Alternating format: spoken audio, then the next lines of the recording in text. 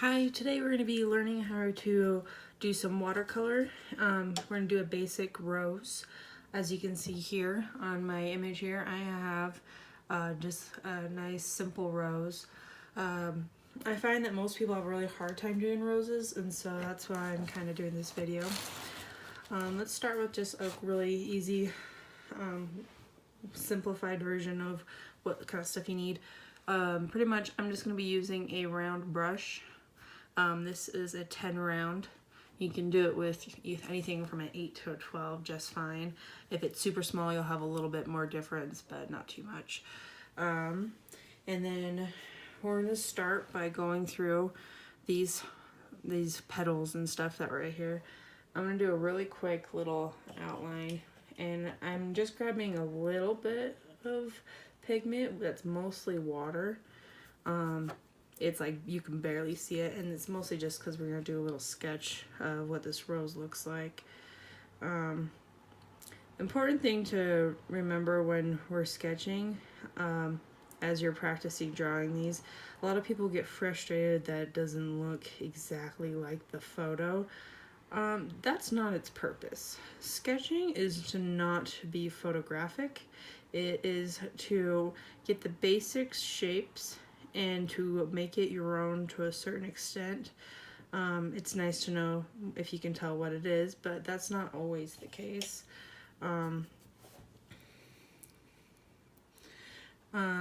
Because when you're drawing stuff and you're painting things, yeah, you want it to look like something, but you also want to have your own personality in it.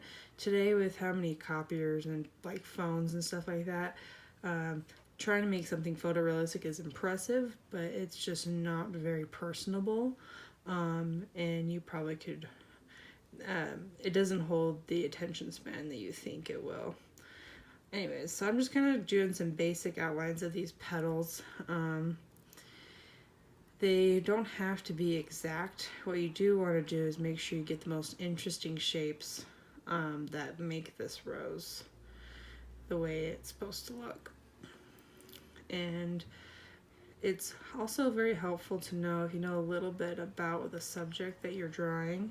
You don't have to know like its perfect anatomy down to, you know, what atoms and stuff like that it has, but some things that would help you when you're drawing and sketching as you're trying to figure out how to draw these is, for one, roses are part, in the scientific world, roses are part of the Rosaceae family. Which means 5 petals, and that's really the only thing you really need to know about that, is because when sometimes people draw roses, they think that they end in like 3 petals or something funny, but it's not. They have 5 petals around, and it does affect how you draw to a certain extent. Okay, so this is a little bit of my sketch here. And I mostly sketched so I have an idea of what I was doing. This lighting is not the best, but you probably can barely see it. But as we go along, you'll be able to see. Like I said, I'm pretty much just using dirty water. I'm not really doing a ton with it. And your colors, you're pretty much just going to be using red for this, obviously, because it's a red rose, but we're also going to be using some green and most likely a little bit of purple and yellow, maybe, depending on how it goes. The reason you're not just using red is because when you just do red, it kind of makes it a little boring, to be honest. And you also want to make contrast, and if you don't have contrast in your flower, then there's pretty much no reason to draw a rose, because it will not look like a rose unless you have some good contrast and some good depth to it.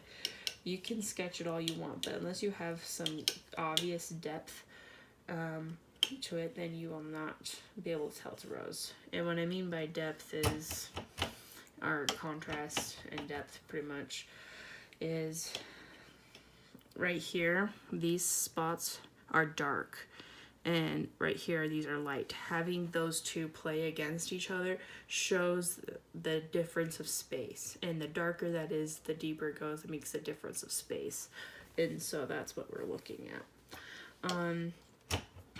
What I'm doing here is I'm just getting my palette a little bit wet so my colors come up a little bit easier, because once this is wet, I don't want it to dry on certain spots. I don't want it to dry really fast. So one of the first things to know about your watercolor paper is it usually is somewhat absorbent. So when we're doing this, it might not dry as fast as you want. So when I'm drawing this, I'm probably going to start with this petal because it's isolated from these other petals, and then I can jump around. If I do one petal right next to the next one, if they touch each other, they'll bleed, and then it'll ruin your colors. So we'll start with this one here. So I'm going to trace my outline shape that I had, this really interesting part right here. And I'm just going up this way, and it's almost like a coloring book where I'm kind of filling in certain spots. There are spots that we will later go back and we'll retouch, but for starters, just kind of get a good, a little bit of a lighter red in there, because we're gonna make it go darker. But this way I have it all wet, and then I can show where my colors are. Notice that I'm using the edge of my brush to push those out just a little bit, almost like when you're frosting a cake, you use the edge of the tool to frost. I'm also trying to make sure these edges are kind of sharper, because if they're not, then it will ruin the illusion that this is hitting another surface. If it's rounded right here on these corners, well, it's just bad drawing. Straight up, it's just bad drawing. So you want that to be that way. So I'm going to pick up some more red. Notice when I'm getting water that I am swirling it around on the bottom when I want to get the paint off, but I'm usually also dragging it across the top so I don't have a bunch in my brush. You want to control how much water is in your brush, because if it drops unexpectedly somewhere, then you will have a mess and you'll have to clean it up. And sometimes it doesn't really damage anything, other times this does. So right here in this corner, since I already made that shape, I'm just dropping that shape in. I'm just barely touching it and pulling it off, because the water tension in my brush is releasing it to where I already drew with the water. So I'm doing that. I'm gonna rinse off my brush again. And there's sometimes you really need to clean off your brush, like really clean it off, and it's usually when you're working with yellow and you want to clean yellow. But most of the time, if you do a really quick rinse and get most of the color off, you're usually in pretty good shape. There are sometimes you don't want those colors to blend too much. On this one with the purple, I do want that purple to shove that red back. So I'm going to go in here and dab in a little bit. When I am dragging around like this, I make sure to end in a certain spot. Now see, this is maybe a touch too dark of purple that I want, but I can also control that right back. What I'm doing is I'm going to rinse off my brush. I'm going to take my fingers and kind of just squeegee it a little bit. Not super, because I don't want it to pick up a ton, but I do want to pick it up a little bit. And I'm going to run along where it's picking it up. An important note also when you're doing watercolor, a lot of people get annoyed because they can't, I hate to say, massively control where the water goes. But that's kind of the point of watercolor. You're trying to let that water spread where it's supposed to spread. You're not absolutely perfectionist controlling this, especially when you're starting out. You want it to let those colors blend together and push together, because that's where really the fun in the watercolor is, and it makes these really cool shapes. Once again, I squeegeed my brush. I am going to pick this little light spot off right there.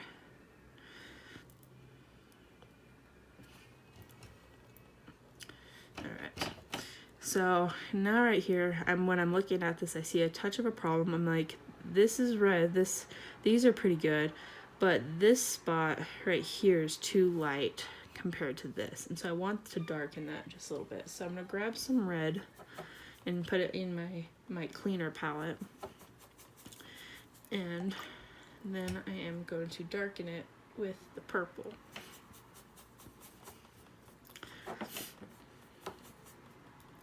I want a little bit more water.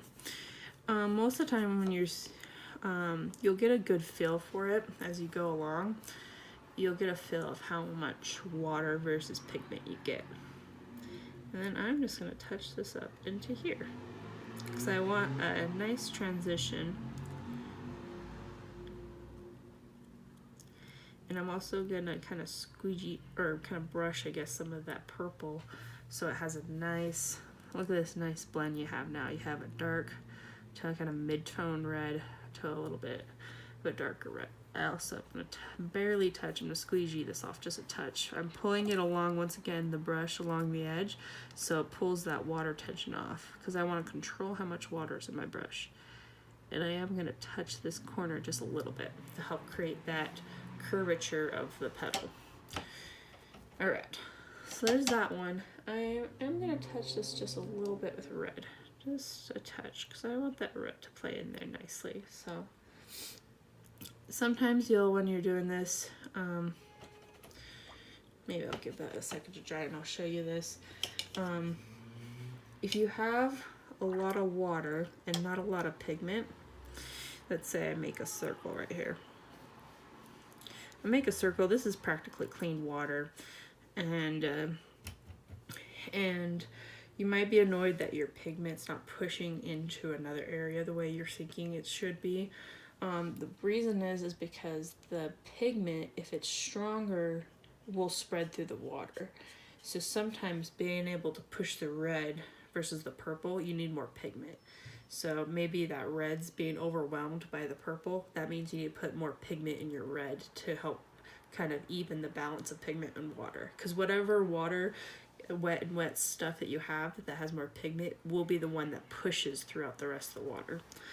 Kind of like this. If I'm doing dots right here, let's see how I can see them. See how those are starting to spread? Even though I just barely touched it, they're spreading. It's because my brush has pigment and the water does not. If I want to push it even more, even something like, we'll do let's see if yellow. We get a really strong yellow. Also, just a little side note, when you're watercoloring, you don't really want to jab your brush in any shape or form, because if you jab, and I mean jab, like straight down, kind of like when a kid does it. See, we'll hit those yellows. And see how evenly balanced they are because they have almost the same amount of water to the same amount of pigment. Both those colors do. And then I can even drop just a clear water right in there and see how those play. So you kind of just get a feel with it. Most of it's practice. But I was saying that when I'm dabbing and when I'm pushing, I'm never going like this. I'm hitting it on the side. I call it tap, tap, tap when I'm teaching little kids. I call them to tap their brush because you want to get the water out, but you don't want to squeegee it out. There's just no point in squeegeeing it every time unless you're doing something you need to pull that color out like I did right there. All right, let's move on to another petal. Since this is actually separated pretty good from this petal, I'm actually going to hit this like this, either this middle section I'll do, or I'll do this big one. I'll probably do this big one because I like how they balance each other off, and it kind of then creates a framing texture. Kind of like when you do puzzles, you start with the corners, you're kind of giving yourself context. I don't really want to do this one yet because if this looks too small, then I can always make these bigger to help off balance something that I maybe didn't draw perfectly. So we're gonna do this one right here. So I'm gonna once again get my red, not super pigmenty, not super concentrated in pigment, but probably a good balance, probably like 50-50, or I don't know, maybe 30% pigment and the rest water maybe. So I have this shape. Just do our general shape right here. Once again, I'm hitting those edges. I'm hitting that line, so the tip of my brush is what's controlling that outer edge. It's not drawing like this like you would a pencil. It's pushing that that water around. It's like you have a filler already and you're just pushing it out to where you want it to go. And this is going down pretty deep. Yeah, in general, watercolor is really supposed to be relaxing, and so if you're stressing too much, then then maybe you should pick up oil painting or something else, because watercolor really is a lot about letting the freedom of the water move around and see where it wants to go. Okay, I am gonna just lightly kind of draw my brush around the paper towel, and what it does is it sharpens my edge a little bit, because when the brush gets some water in it, it'll expand, and some of these corners I want a sharp edge, so that's why I'm just barely brushing it around. Once again, I'm not going straight down, I'm pulling it around.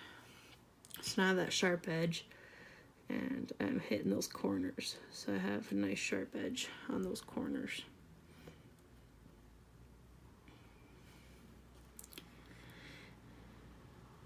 And you can do the corners pretty lazily, but it'll ruin that effect that it's hitting something. Because right here, there's this petal right here. You want that effect that it is, I guess, hitting a wall or a confrontation of sorts. So, because that's how a lot of times you can tell physically that one physical plane is hitting another, is usually by the shape. Our brain just doesn't realize it usually. I had an art teacher tell me the other day that when we're drawing people, we should listen to our eyes and ignore our brain,